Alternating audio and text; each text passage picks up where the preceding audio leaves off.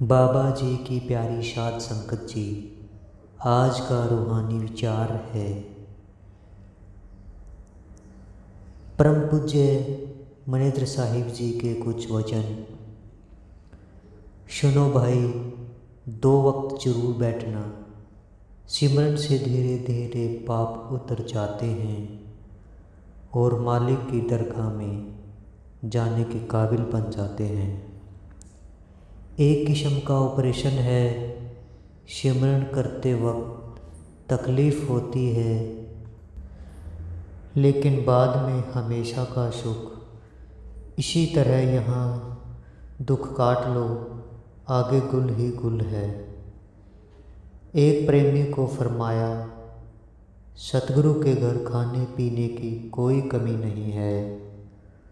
वो कंगाल गवर्नमेंट नहीं है, लेकिन अगर ज़्यादा खाने को दे दें तो ये खा खा के ख़राब हो जाएगा।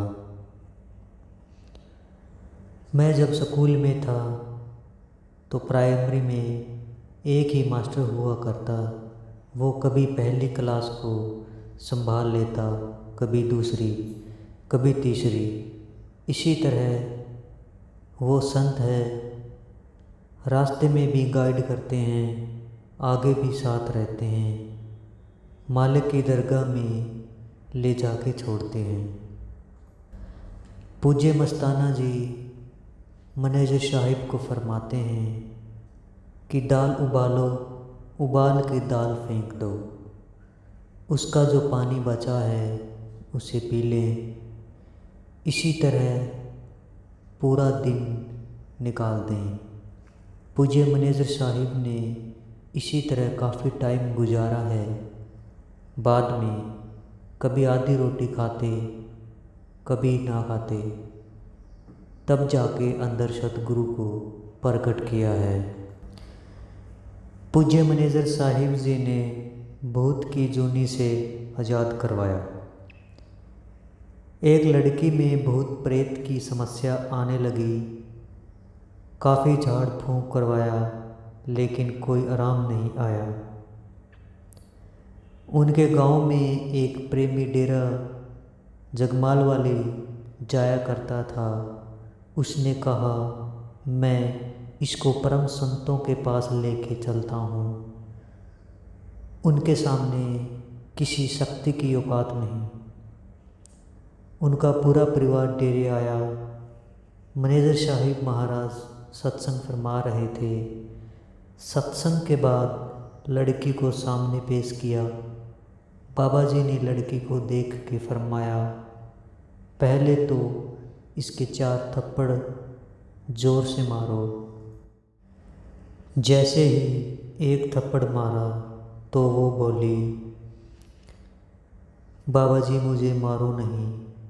मैनेजर साहिब जी गुस्से में बोले कि इस बच्ची को क्यों तंग करती है, तेरा बुरा हाल कर देंगे अगर दोबारा इसमें आई तो। उस लड़की में से आवाज़ आई, बाबा जी मैं इसकी बुआ की लड़की हूँ, मेरा कुछ साल पहले कत्ल हो गया था, तब से मैं इसमें रहने लग गई। आज के बाद इसके आसपास भी नहीं फूटूंगी, लेकिन मुझे मुक्ति दो। मैनेजर साहिब ने हंस के फरमाया, चल तुझे नाम दान दे देंगे।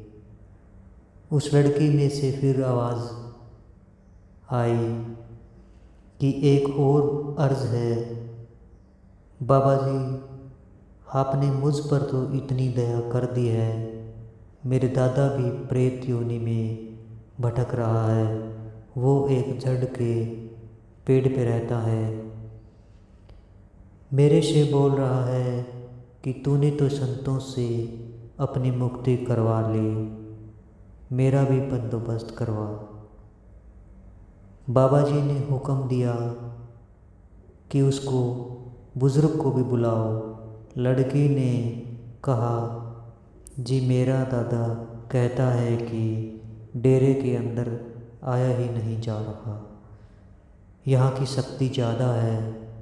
बाबा जी ने फरमाया, मस्तानी मौज का डेरा है, यहाँ तो काल को बाहर बिठा रखा है।